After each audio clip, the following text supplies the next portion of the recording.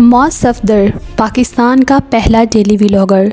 मौज सफदर की कहानी शुरू होती है 2020 में, जब पूरी दुनिया में एक नागहानी आफत फैली हुई थी, कोविड-19। जी हाँ दोस्तों, जब कोरोना वायरस ने पूरी दुनिया को अपनी लपेट में लिया हुआ था, उस वक्त शुरू होती है एक नौजवान लड़की की कहानी। जी हाँ दोस्तों, कराची में रहने वाले इस नौजवान लड़के ने अपना करियर शुरू किया एक टिकटॉक ऐप से और कुछ ही अरसे में एक मशहूर टिकटॉकर बन गया।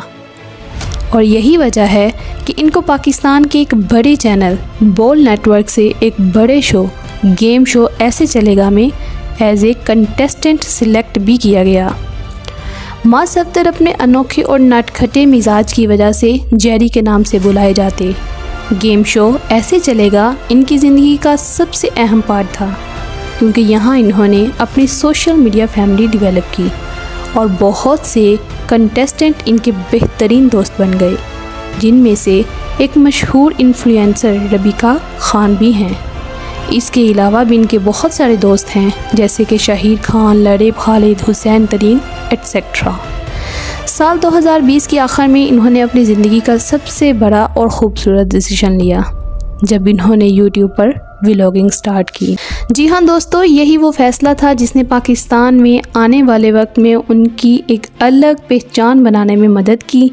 उनकी ज़िंदगी में उनके करियर का टर्निंग पॉइंट वो था जब इन्होंने यूट्यूब पर अपनी एक फ़ीमेल दोस्त के साथ एक रैंडम वीडियो शेयर की।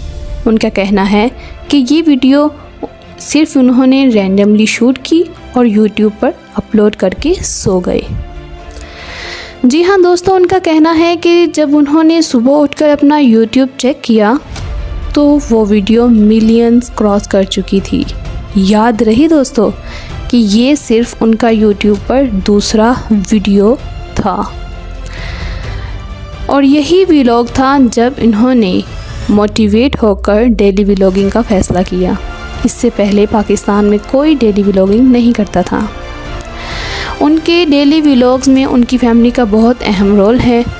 उनकी फैमिली में उनके अलावा उनके 2 और भाई शाद सफदर, हुसैन सफदर शामिल हैं, जो कि अवाम में एटीट्यूड बॉय और डमांडस मिंडस के नाम से मशहूर हैं। इसके अलावा इनकी 2 बहनें फरिया, बाजी और मम्मी पापा शामिल हैं। फरिया उनके डेली व्लॉग्स में उनको बहुत सपोर्ट करती है, जबकि बाजी को आज तक रिवील नहीं किया गया। साल 2021 उनके यूट्यूब करियर का सबसे बड़ा साल है और 2021 में ही उनकी व्लॉगिंग अरूज पर थी, जब उन्होंने 1 साल तक डेली व्लॉगिंग का चैलेंज किया।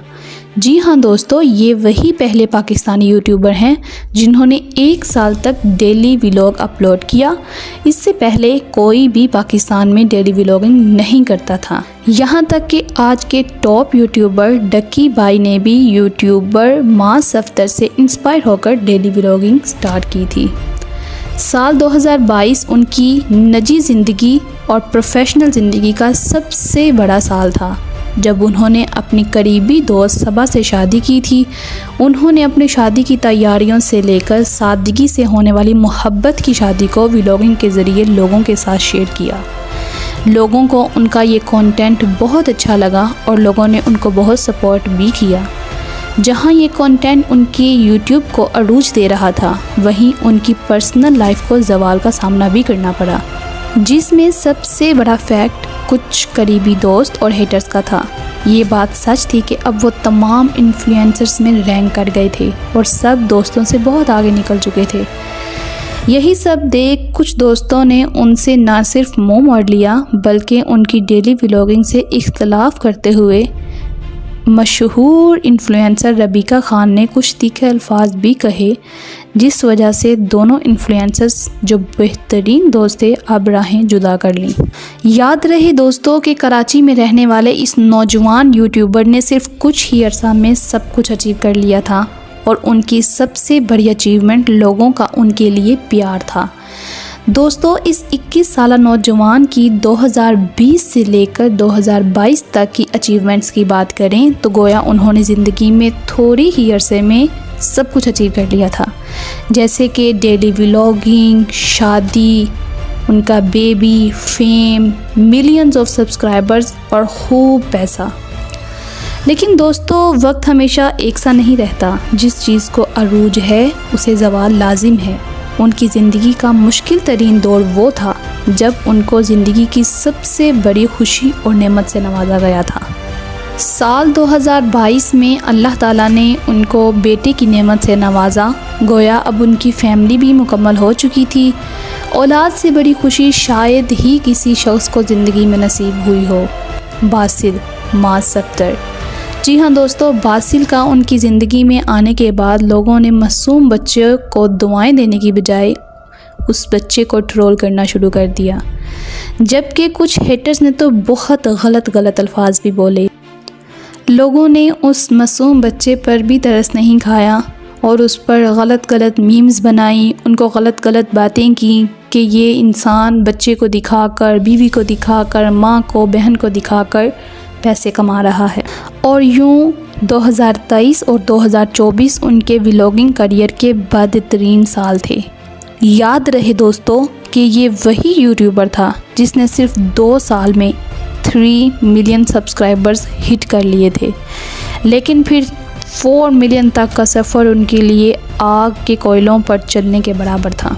जी हाँ दोस्तों, यही सोशल मीडिया की ब्लैक साइड है कि जब चाहे किसी को ज़ीरो से हीरो बना दे और जब चाहे हीरो से ज़ीरो कर दे।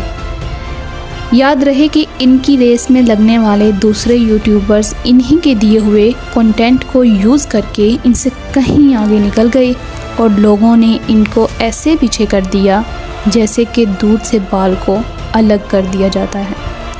दरहकीकत लोग असल की पहचान भूल गए और नकल की तरफ रजू कर गए। लोग इनकी मेहनत को इतनी जल्दी कैसे भूल सकते हैं? अफसोस। आप सब दोस्तों से मेरी यही दरख्वास्त है कि मास सफ्तर को बिल्कुल वैसे ही सपोर्ट किया जाए और हीरो को हीरो ही रहने दिया जाए। Thank you.